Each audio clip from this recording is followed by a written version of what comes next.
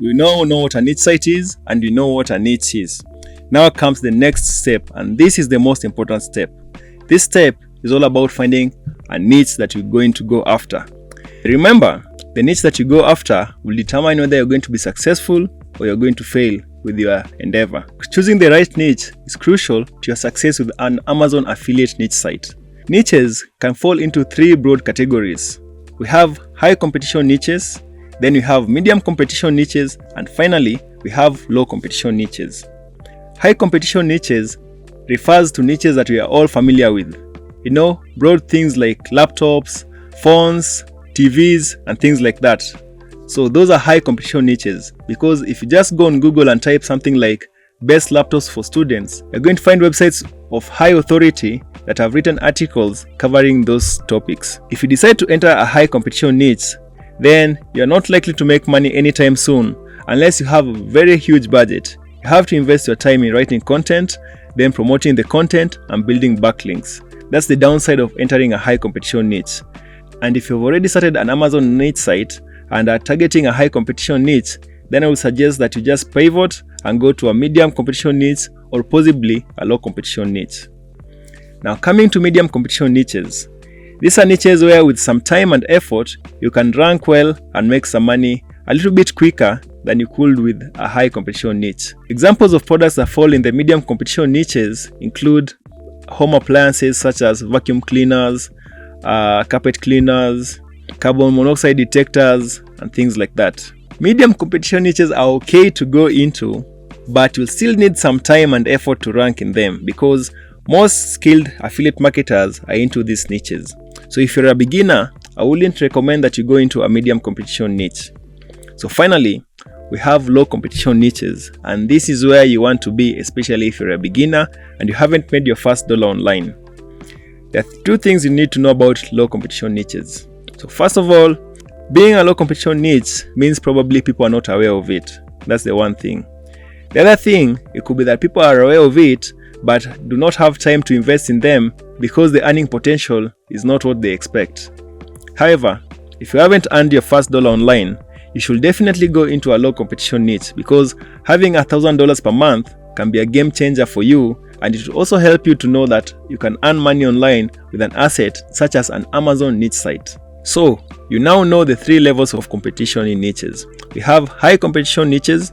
Think about laptops, TVs, phones, and things like that. Stay away from those ones. Then we have medium competition niches. Think about home appliances, garden appliances, furniture stuff, things like that.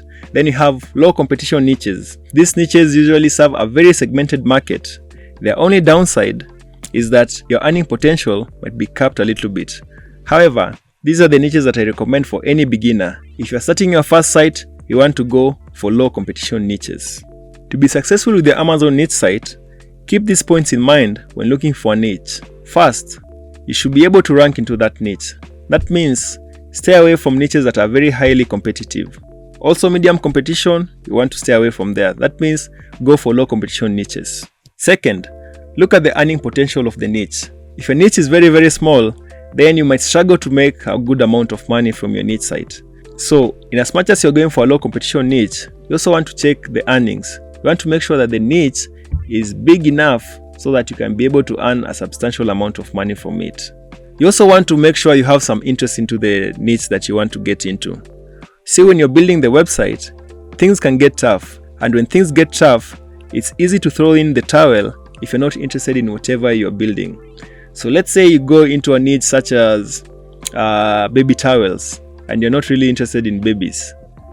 Then when things get tough, it can be really difficult for you to keep writing about baby towels, and you're not seeing any money, you're not seeing any traffic and things like that. But in case you're interested into the subject, even when things get tough, you'll just be able to wade through and continue building your website. And most of the time, the difference between success and failure is just keeping on pushing during those hard times. So ideally, you want to enter a niche that you are interested in or one that you are likely to be interested in when building your niche site. Next, also check that the products in your niche are not seasonal in nature. So for instance, if you decide to go for high-speed fans, yes, high-speed fans, that can be a good niche, but then people will only be searching for high-speed fans during the summer months. During winter, you can be sure that no one will be coming to your website because no one is searching for fans during winter. So you want to go for a niche that is not seasonal in nature. You want people to be searching for those products all year round. Finally, don't go for products that are just coming out. What I mean is, don't go for hype products. The problem with hype products is that their demand can easily fade when the hype has gone down. So in as much as you might be spending your time building a website around, let's say, the latest fidget spinner, by the time you are starting to get traffic, no one is no longer interested in any fidget spinners. And then you'll have wasted your time and things like that. So stay away from hype products. So there we go. 1. Make sure you choose a niche that is easy to rank. That means stay away from high competition niches and medium competition niches. 2. Make sure the niche that you choose has a ton of earning potential. You don't want a niche that will not give you the amount of money that you want. 3. Make sure you have some interest into the niche that you want to get into. If you go into a niche that you're not interested in, when things get hard, it will be difficult for you to keep building your website. 4. Stay away from a niche that is seasonal in nature. If you decide to build a site that recommends products that are seasonal in nature, you'll make most of your money during the times when there is demand for those products. However, we want to make money all year round. So generally, we want to stay away from niches whose products are only in demand during certain times. Finally, make sure that the products you choose have not just been released on the market. We don't want to go for products that are hype products. Instead, we want to go for products that are proven, that have been in the market for some time. We know people have been using them for a long time. These are the products that you want to go for. And with that said, in the next video, I'm going to show you how to find niche ideas for your Amazon niche website.